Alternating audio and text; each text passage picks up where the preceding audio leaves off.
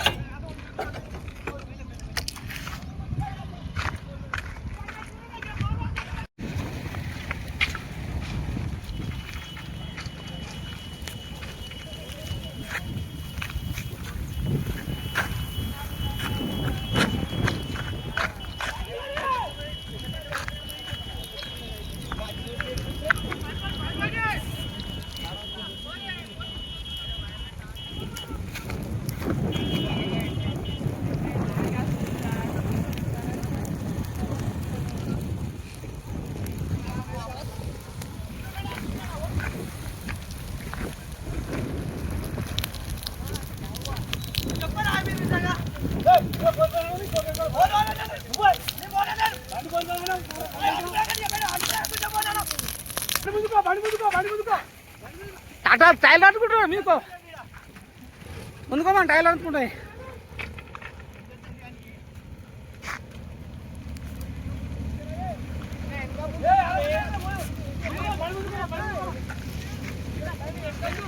అన్న చెప్పిండు అడ్డుకుని తమ్మే ముంగడు తమ్మి అంటే